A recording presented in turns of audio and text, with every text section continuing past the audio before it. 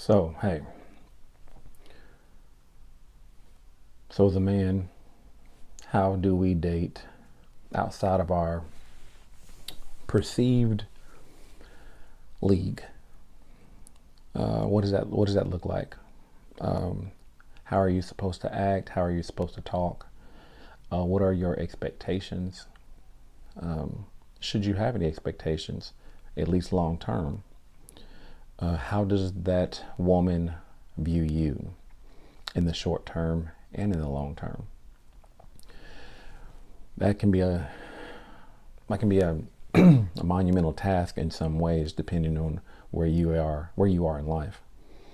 Um, let's take the example of struggling to some degree. You're still a good man, you're a good person, but you're somewhat struggling in life. Does that mean that you're supposed to be alone? Does that mean you're supposed to seek out other struggle so you can, at least be on par and you can struggle together? Limit who you're supposed to try to talk to or be with. So let's say you are in that relationship with someone who is you know, looked at as supposedly outside of your league. And then sometimes this perception is something that we come up with on our own. It may not always be on the outside, but for this, it's something that we view. That's tough. I don't know that there is a book for that. There is a set of rules that adequately explains how you're supposed to be or what your expectations should be. I'm going to say that your expectations should be the same as with whoever you're with. And those expectations should be the core of every relationship, no matter what standard or level you are perceived to be in or in actuality you are in. But to shift the focus to the mentality part and on your day-to-day interaction with that person, how the relationship is going, how it's progressing,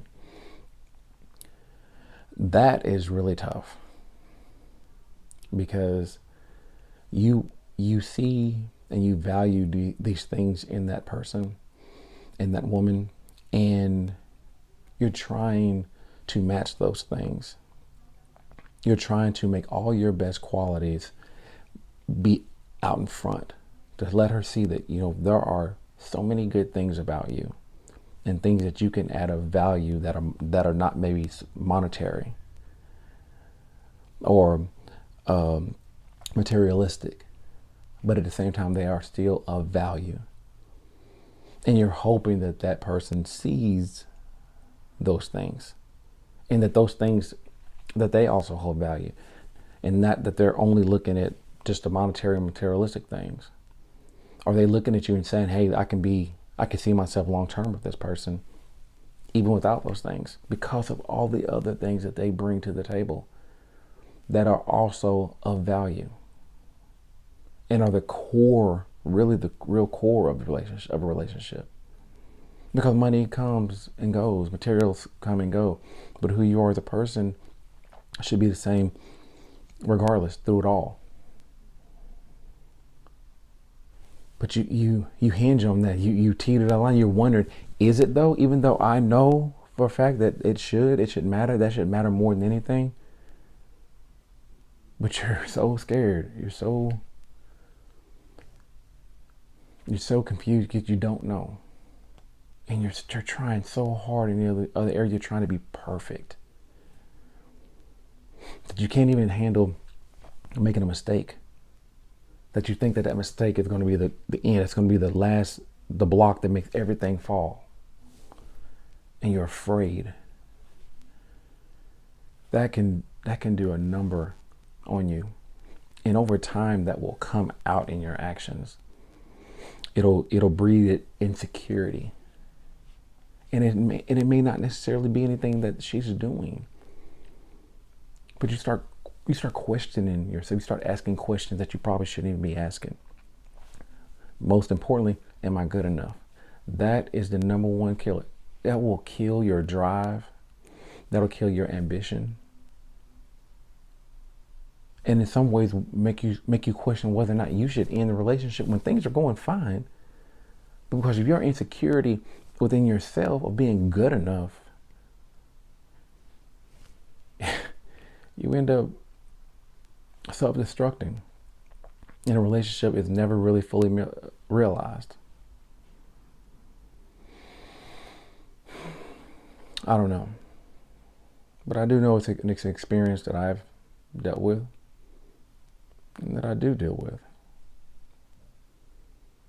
What are the answers? What are the answers to those questions? What are we to do? Because fear has taken such a grip that you start losing yourself in the relationship.